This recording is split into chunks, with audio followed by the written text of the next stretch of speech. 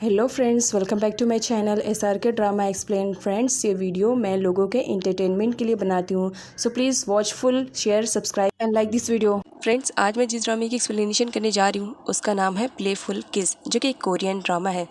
उसका सीज़न 1 आप सब ने तो ज़रूर देखा होगा, बट मैं यहाँ पर सीज़न 2 को एक्सप्लेन करने जा रही हूँ, जो बहुत ही ज़्यादा इंटरेस्टिंग और अमेजिंग है। खैर, आपने सीज़न 1 को एंजॉय किया होगा ज़रूर, अब सीज़न 2 को भी एंजॉय कर लीजिए और कमेंट सेक्शन में कमेंट करके ज़रूर बताइएगा कि आपको ओहानी और बैकसुंजू की लव स्टोरी कैसे लगी सीज़न 2 की। एंड हाँ, अगर आप सीज़न 1 को भी देखना चाहते हैं तो मैंने इससे पहले अपने चैनल पर सीज़न 1 को भी एक्सप्लेन कर दिया है, आप मेरे चैनल से जा करके देख सकते हैं। तो चलते हैं बिना टाइम वेस्ट किए ड्रामे की एक्सप्लेनेशन की तरफ।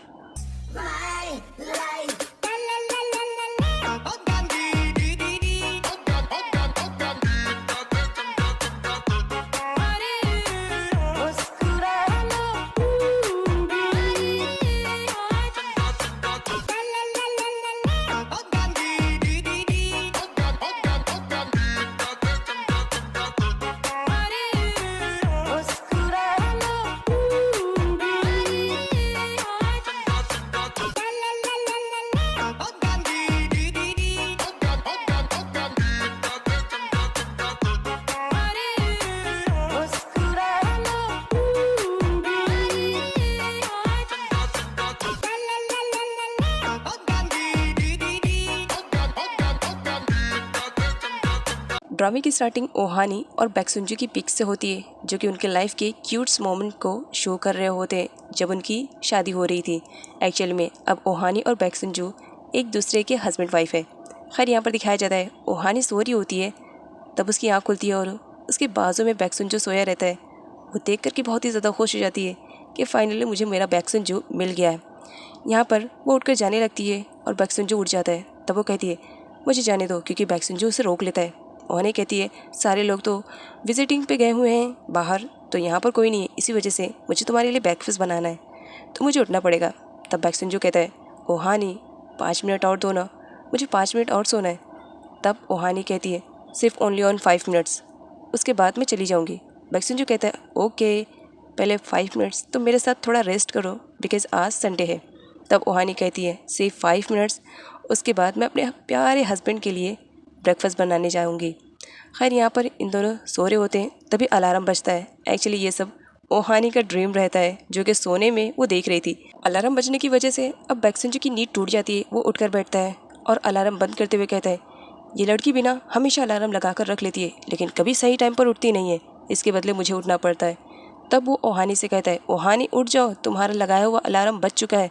अब बताओ इतनी मॉर्निंग में अलार्म लगाने की क्या ज़रूरत थी, जब तुम्हें उठना रहता ही नहीं है, बस अपने हस्बैंड की नींद बर्बाद करनी रहती है। तब ओहानी कहती है एक्चुअली मैंने अलार्म इस वजह से जल्दी लगाया ताकि मैं अच्छे से तुम्हारे लिए ब्रेकफास्ट रेडी कर पाऊँ। तब यहाँ पर बैकसुंजू कहता है तो फिर वेट किस बात का करी हो, जाओ जल्दी से मेरे लिए ब्रेकफास्ट रेडी करो। और यहाँ पर ओहानी फटाफट से रेडी होती है और सीधा पहुँच जाती है सुपरमार्केट। वो बैकसुंजू के लिए इंग्लिश फूड बनाने की तैयारी कर रही थी। वैसे कहने को तो ओहानी अब मैरिड हो चुकी थी, मतलब उसकी शादी हो चुकी थी, लेकिन फिर भी वो बहुत ही ज़्यादा क्यूट और इनोसेंट, किसी की भी बातों में आ जाया करती थी। यहाँ पर वो अपने आप में ही बातें कर रही होती है, आज तो मैं अपने हस्बैंड के लिए इतना अच्छा फूड बनाऊंगी ना कि वो उंगलियाँ चाटता रह जाएगा। फिर वो कहेगा सच में ओहानी तुमने इंग्लिश फूड बहुत ही ज़्यादा अच्छा बनाया। ओहानी तो ये सारी बातें अपने आप में ही करके खुश हो रही थी। तब एक शॉपकीपर उसे न्यू ब्राइड कहकर बुलाती है। अब ओहानी जब उसकी बात सुनती है कि उसने मुझे न्यू ब्राइड कहा, तो वो तो बहुत ही ज़्यादा खुश हो जाती है। एक्सक्यूज़ मी, क्या आपने मुझे न्यू ब्राइड कहा? तब शॉपकीपर बोलती है हाँ, एक्चुअली तुम्हारे फेस से ही शो हो रहा है जैसे तुम्हारी अभी नई नई शादी हुई है, सच में तुम बहुत ही प्यारी लग रही हो। तब यहाँ पर ओहानी शर्माने लगती है और कहती है हाँ हाँ, आपने सही पहचाना, अभी अभी जस्ट मेरी शादी हुई है, वैसे आपने मुझे न्यू ब्राइड कहा, इसके लिए थैंक्स। शॉपकीपर ओहानी को अपनी मीठी मीठी बातों से अब अपने जाल में फंसाने लगती है और फंसने के बाद उससे कहती है मेरी यहाँ की सब्जियाँ ना बहुत ही ज़्यादा फ्रेश है, अगर तुम इन्हें बनाओगी ना, अपने हस्बैंड को खिलाओगी ना, तो सच में तुम दोनों में प्यार बहुत ज़्यादा बढ़ेगा और हाँ, खाना बहुत ही ज़्यादा टेस्टी बनेगा। तब यहाँ पर वो उससे बहुत सारी सब्जियाँ खरीद लेती है और जब ओहानी जाने लगती है तब वो शॉपकीपर उसे एक बार फिर से न्यू ब्राइड कह के रोकती है और उसे एप्पल देती है कि ये एप्पल अपने हस्बैंड को ज़रूर खिलाना, प्यार बढ़ता है। ओहानी उल्लू बन करके आधी सुपरमार्केट की सब्जियाँ तो अपने ही घर ले आती है। यहाँ पर वो बैकसुंजू को देखती है कि वो तो एक सूखा सा ब्रेड खा रहा है, उसे बहुत ही ज़्यादा बुरा लगता है। वो फ़ौरन जाती है और बैकसुंजू के हाथ से छीन लेती है। तब बैकसुंजू कहता है ये क्या हरकत है, मुझे भूख लगी है, मुझे खाना है। तब यहाँ पर ओहानी कहती है, भला आज मैं तुम्हें ऐसा रूखा सूखा कैसे खा ना सकती हूँ, मैं तुम्हारी वाइफ हूँ और वाइफ होने की ड्यूटी मुझे अच्छे से मालूम है। बस 2 मिनट रुको, मैं तुम्हारे लिए एकदम इंग्लिश वाला ब्रेकफास्ट बनाती हूँ। बैक्सुंजो जब देखता है कि ओहानी ने इतनी सुबह सुबह इतना सारा शॉपिंग करके लेकर आई है, तो उससे पूछने लगता है, क्या तुम इन सब से इंग्लिश फूड बनाने वाली हो? तब ओहानी कहती है, हाँ, इतनी सारी शॉपिंग तो इसी वजह से करके लाई हूँ, और तुम फिक्र मत करो, ये मत कहना कि मुझे फूड नहीं बनाने आता है। अरे आता है, इंटरनेट पे मैंने सर्च किया है, और देखना ऐसा बनाऊंगी ना कि तुम उंगलियां चाटते रह जाओगे। ये बात सुनते ही तो बैक्सुंजो हंसने लगता है, क्योंकि उसे अच्छे से मालूम है कि ओहानी को खाना बनाने तो आता ही नहीं है, अब वो कैसे बनाएगी। बैक्सुंजो इसी वजह से ओहानी से कहता है, मैं तुम्हारी हेल्प करूँ? तब ओहानी कहती है, नहीं नहीं, भला मैं कैसे ये पाप कर सकती हूँ, आप मेरे हस्बैंड हो और अपने हस्बैंड से मैं खाना बनवाऊँ, ऐसे तो बिल्कुल नहीं हो सकता। लेकिन हाँ, अगर तुम मेरी हेल्प करना चाहते हो ना, तो फिर घर की क्लीनिंग में मेरी हेल्प कर देना। तब बैक्सुंजो देखने लगता, हाँ, हस्बैंड हूँ और काम भी नहीं करवाना है, ऊपर से क्लीनिंग भी करवानी है। तब ओहानी कहती है, हस्बैंड हो, इतना तो कर ही सकते हो। वैसे एक बात बोलूँ, तुम जाके फटाफट फ्रेश हो जाओ, तुम जब तक फ्रेश हो जाओगे ना, तब तक मैं यहाँ पर ब्रेकफास्ट बना लूँगी, तो इसी वजह से टाइम मत लगाना, जल्दी आना।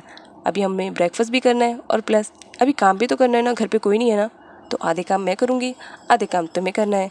और बैक्सुंजो को बड़े प्यार से उसे फ्रेश होने के लिए भेज देती है। अब नेक्स्ट सीन में ओहानी को दिखाया जाता है, सबसे पहले वो खाना तो नहीं बनाती है, बल्कि डाइनिंग टेबल को ही डेकोरेट करने लगती है कि डाइनिंग टेबल परफेक्ट दिखना चाहिए।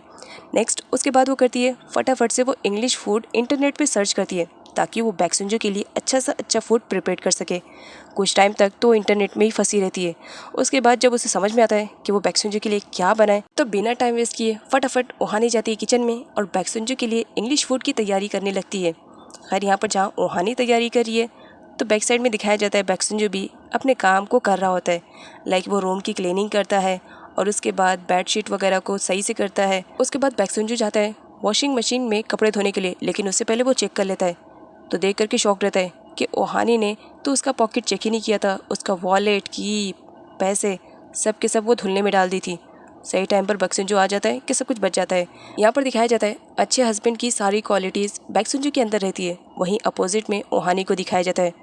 अब वो बहुत ही ज़्यादा अपसेट दिखाई दे रही होती है, क्योंकि उसने इंग्लिश फूड तो बनाया था, लेकिन पूरा का पूरा जला हुआ था। अब ओहानी को समझ में नहीं आ रहा था कि वो बैक्सुंजो को ब्रेकफास्ट में क्या दे। बेचारी बहुत ही ज़्यादा अपसेट बैठी हुई रहती है और यहाँ पर वो बैक्सुंजो का वेट कर रही होती है। बैक्सुंजो अपना पूरा काम फिनिश करके आता है और नीचे डाइनिंग टेबल पे जब देखता है तो वो समझ जाता है और कहता है, मुझे कुछ ऐसे ही लगा था, ओहानी किचन में गई है और खाना न जले, ऐसा तो पॉसिबल ही नहीं हो सकता है। खैर कोई बात नहीं, एक बात पूछूं, यही है इंग्लिश फूड जिसे बनाने में तुम्हें इतना ज़्यादा टाइम लग गया? देखने में तो कैसा दिख रहा है, ये बोलने की ज़रूरत नहीं है। वैसे ओहानी, तुमने कहा था ना इंग्लिश फूड बनाने के लिए, क्या इंग्लिश फूड इस तरह से दिखते हैं? शायद अपनी लाइफ में मैं फ़र्स्ट टाइम टेस्ट करने जा रहा हूँ कि इंग्लिश फूड इस तरीके से भी होते हैं। ओहानी बेचारी अपसेट, उसे तो कुछ भी समझ में नहीं आ रहा था कि वो बैक्सुंजो को क्या आंसर रिप्लाई करे, क्योंकि उसने तो बड़ी बड़ी बात कही थी बैक्सुंजो से कि आज वो उसके लिए इंग्लिश फूड बनाएगी। यहाँ पर सारे खाने जले हुए रहते हैं, कोई आधे पके हुए रहते हैं। इतना सब कुछ होने के बाद भी बैक्सुंजो ओहानी का दिल रखने के लिए खाना टेस्ट करता है, लेकिन एक निवाला खाते ही उसके हलक से तो उतरता नहीं है, क्योंकि खाना पूरी तरीके से जल चुका था। तब बैक्सुंजो ओहानी से कहते हैं, ओहानी, तुम वो काम क्यों ट्राई करती हो जब तुम वो कर नहीं पाती हो? तुम्हें अच्छे से मालूम है तुम कुकिंग में बिल्कुल भी एक्सपर्ट नहीं हो। एक्सपर्ट? अरे तुम्हें तो कुकिंग करनी ही नहीं आती है, तो फिर तुम ट्राई क्यों करती हो? तुम नॉर्मल खाना मुझे दे सकती थी, मैं खा लेता। अब देखो ना, मैं कब से भूखा हूँ। अच्छा एक बात पूछूं, क्या तुमने मेरी कॉफ़ी बनाई है? अगर कॉफ़ी बनाई है तो एटलीस्ट वो मुझे दे दो। तब ओहानी को याद आता है, हाँ मैंने तो कॉफ़ी बनाई है, बट अभी डाइनिंग टेबल पर मैं तुम्हारे लिए लेकर नहीं आई हूँ। बस तुम 2 मिनट रुको, मैं तुम्हारे लिए कॉफ़ी लेकर आ रही हूँ। और वो फटाफट जाती है और अंदर से कॉफ़ी लेकर आती है। जब बैक्सुंजो कॉफ़ी को टेस्ट करता है, टेस्ट करने के बाद वो उसे दोबारा से पीता है और ओहानी से कहता है, कॉफ़ी इतनी भी बुरी नहीं है, मतलब कॉफ़ी ठीक ठाक है। ओहानी खुश हो जाती है कि बैक्सुंजो ने उसकी कॉफ़ी को ठीक ठाक कहा, मतलब उसने उसकी तारीफ़ की, इन शॉर्ट में यूँ कहा जाए तो। अब बैक्सुंजो ओहानी से कहते हैं, क्या घर में कुछ भी है खाने के लिए, क्योंकि इस वक्त मेरे पेट में चूहे कूद रहे हैं। तब ओहानी को एप्पल्स याद आते हैं। वो फटाफट जाती है और उन एप्पल को लेकर आती है, एक बैक्सुंजो को देखती है और एक खुद लेती है। बैक्सुंजो कहता है, चलो कोई बात नहीं, अभी इसी एप्पल से ही काम चलाना पड़ेगा। बैक्सुंजो एक बाइक एप्पल खाता है और उसके बाद ओहानी की तरफ बढ़ाते हुए उसे कहता है, तुम एप्पल नहीं खाओगी? तुम्हें भी तो खाना चाहिए, क्योंकि तुमने भी तो कुछ खाया नहीं है। ओहानी बहुत ही ज़्यादा खुश हो जाती है कि बैक्सुनजू उसे अपने एप्पल्स को खाने के लिए कहता है। वो आगे बढ़ती है तो बैक्सुनजू सडनली पीछे कर लेता है और उसे कहता है, तुम्हारे पास भी तो एप्पल है, अपने एप्पल को खाओ, मैं खाने के लिए कह रहा हूँ, मेरा एप्पल नहीं दूंगा, भूख बहुत ज़ोर से लगी है। तो ओहानी अपना एप्पल खाने लगती है और बैक्सुनजू से बातें करने लगती है कि नेक्स्ट टाइम प्रॉमिस करती हूँ इंग्लिश फूड बनाऊंगी तुम्हारे लिए, और ऐसा बनाऊंगी ना कि सच में तुम मेरी तारीफ़ करोगे। अब यहाँ पर बैक्सुनजू ओहानी से कहता है, वैसे रात में तुमने काफ़ी प्रैक्टिस की थी ना इंग्लिश फूड बनाने के लिए, फिर तुम्हारे साथ इतना बड़ा हादसा कैसे हो गया, मतलब खाना कैसे जला? नाइट में आधी रात से ज़्यादा तुम जग करके इंटरनेट पे जब सर्च कर रही थी ना इंग्लिश फूड बनाने के लिए, तभी मैंने तुम्हें देख लिया था। ओहानी शॉक्ड, मतलब तुम्हें मालूम था कि मैं कल तुम्हारे लिए इंग्लिश फूड बनाने वाली हूँ? अब नाइट का सीन दिखाया जाता है। आधी रात से भी ज़्यादा ओहानी जग करके इंटरनेट पे इंग्लिश फूड सर्च कर रही होती है कि वो अपने हस्बैंड के लिए कौन सा फूड प्रिपेयर करे, और काफ़ी रात हो जाती है। ओहानी अपने में ही भड़बड़ा रही होती है कि कल तो मेरा बैक्सुनजू बहुत ही अच्छा खाना टेस्ट करने वाला है। वो सारी इंग्रेडिएंट्स को भी लिख लेती है कि कल कौन कौन से इंग्रेडिएंट्स उसे चाहिए फूड बनाने के लिए।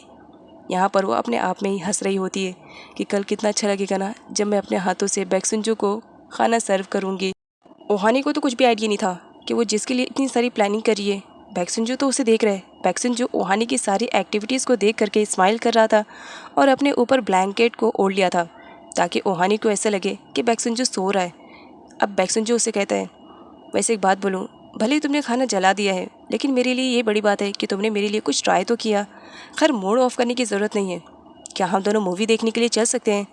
अब मूवी का नाम सुनते ही ओहानी की फेस पे एक बड़ी सी स्माइल, सच में मैं और तुम मूवी देखने के लिए जाएंगे, बस 2 मिनट रुकना, मैं रेडी होकर के आ रही हूँ। नेक्स्ट सीन में बैक्सुनजू और ओहानी को दिखाया जाता है। वो दोनों जब मूवी देखने के लिए जा रहे थे तब दोनों ने एक कपल ड्रेस को वेयर किया हुआ था। तब बैक्सुनजू कहता है, ये ड्रेस पहनने के बाद मैं बहुत ही ज़्यादा अनकम्फर्टेबल फील कर रहा हूँ। तब ओहानी कहती है, अरे इस ड्रेस के बारे में तुम्हें कुछ भी आइडिया नहीं, ये कपल्स ड्रेस है, देखो ना कितने ज़्यादा क्यूट लग रहे हो तुम इसमें, और क्या हो गया अगर हम दोनों ने सेम पहना, आफ्टर ऑल हम दोनों हस्बैंड वाइफ है। बैक्सुनजू ओहानी को सडनली वहीं पर खड़े होने के लिए कहता है। तब ओहानी शॉक में थी कि बैक्सुनजू कर क्या रहा है। बैक्सुनजू नीचे झुकता है और वो ओहानी के शू लेस को बांधने लगता है क्योंकि वो शू लेस खुल चुके थे। ओहानी तो बहुत ही ज़्यादा खुश हो जाती है कि बैक्सुनजू उसके साथ इस तरह से ट्रीट कर रहा है। वैसे सीज़न 1 में जहाँ बैक्सुनजू ओहानी को लाइक करता था, प्यार करता था, वहीं उसे इग्नोर भी बहुत करता था, लेकिन अब इस बार ऐसा नहीं था। ओहानी सडनली उसे हक कर लेती है। तब बैक्सुनजू ओहानी को छोड़ने के लिए कहता है कि ये रास्ता है, क्या कर रही हो? तब ओहानी कहती है, क्या कर रही हूँ, सबको मालूम है हम दोनों हस्बैंड वाइफ है और मैं तुम्हें हक कर सकती हूँ और साथ में किस भी कर सकती हूँ, और किस करके वहाँ से सडनली चली जाती है और बैक्सुनजू तो बस ओहानी को देखता ही रह जाता है। नेक्स्ट सीन में ओहानी को दिखाया जाता है और ओहानी के साथ साथ उसके फ्रेंड भी काफ़ी परेशान दिखाई दे रहे होते हैं और ओहानी के तो पसीने छूट रहे होते हैं क्योंकि फर्स्ट टाइम ओहानी ने नीडल को पकड़ा हुआ था। यहाँ पर वो अपनी नर्स की प्रैक्टिस करने के लिए आई हुई थी। वैसे मैं आपको ये भी बता दूँ कि सीज़न 1 में बैक्सुनजू एक डॉक्टर बनना चाह रहा था और ओहानी एक नर्स, ताकि वो बैक्सुनजू के साथ हमेशा 24 आवर्स रह सके। तो यहाँ पर वो अपनी नर्स की प्रैक्टिस करने के लिए आई हुई थी, लेकिन उससे तो नीडल भी नहीं पकड़ा जा रहा था। वो कोशिश कर रही होती है कि वो ब्लड निकाल सके, लेकिन ओहानी ये नहीं कर पा रही थी। वो बहुत बुरी तरीके से डर जाती है कि कहीं उससे गलत ना हो जाए और नीडल छोड़ देती है। इस वजह से वो बहुत ही ज़्यादा अपसेट हो जाती है कि मैं तो करना चाह रही हूँ लेकिन मुझसे हो नहीं पा रहा है। उसे इतना ज़्यादा अपसेट और सैड देख करके तब बैक्सुनजू उसके पास आता है और उसे कहता है, ये लो तुम्हारे लिए है, और अब बताओ इतना ज़्यादा स्ट्रेस में क्यों दिखाई दे रही हो? तब यहाँ पर ओहानी कहती है, मैं तो चाहती थी कि मैं तुम्हारे साथ 24 आवर्स रहूँ, इसी वजह से मैंने नर्स की जॉब का भी डिसाइड किया, लेकिन यहाँ पर प्रैक्टिस के बीच में मुझसे ब्लड निकालने ही नहीं हो रहा है, तो मैं आगे क्या करूँगी? तब यहाँ पर बैक्सुनजू से कहता है, हाँ तुम सच कह रही हो, तुमसे नहीं हो पा रहा ना, तो तुमने एडमिशन ही क्यों लिया? पहले बता देना चाहिए था ना, मैं तुम्हारा एडमिशन इसमें नहीं करा था।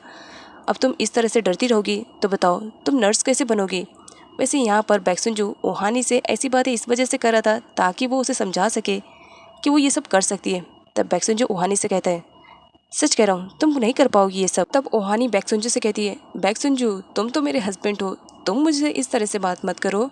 तुम अच्छी तरीके से जानते हो मैं जब भी निडल पकड़ती हूँ पता नहीं मेरी बॉडी में क्या हो जाता है, मैं इतनी ज़्यादा डर जाती हूँ कि मुझसे ब्लड निकालने नहीं हो रहा है। लेकिन सच कह रही हूँ, देखना एक दिन ज़रूर आएगा और मैं एक नर्स बन जाऊँगी, और देखना मैं प्रैक्टिस बहुत ही अच्छे से करूँगी और तुम्हें भी मुझ पर गर्व होएगा कि मैं तुम्हारी वाइफ हूँ। तब यहाँ पर बैक्सुनजू कहता है, ठीक है देखते हैं फिर तुम्हारी प्रैक्टिस कब तक की स्टार्ट रहती है, लेकिन हाँ मुझे तो ऐसे लग रहा है कि तुम नहीं कर पाओगी। तब यहाँ पर ओहानी बैक्सुनजू से कहती है, मैं करके रहूँगी। बैक्सुनजू ओहानी से कहते हैं ठीक है, तुम तुम्हारी प्रैक्टिस ऑन रखो, मुझे इंपॉर्टेंट काम है, मुझे जाना पड़ेगा। और वो ये बोल करके वहाँ से चला जाता है। अब यहाँ पर ओहानी को दिखाया जाता है जो फुल एंग्री मोड में आ चुकी थी। वो नीडल उठाती है और नीडल को देखते हुए अब मैं साबित करके रहूँगी कि मैं हर काम कर सकती हूँ बैक्सुनजू। सो फ्रेंड्स, अगर आप चाहते हो कि मैं इस ड्रामे का पार्ट 2 भी एक्सप्लेन करूँ तो इसके लिए आपको कमेंट करना पड़ेगा। जल्दी से कमेंट करके मुझे बताइए क्या मुझे इसका पार्ट 2 एक्सप्लेन करना चाहिए या नहीं।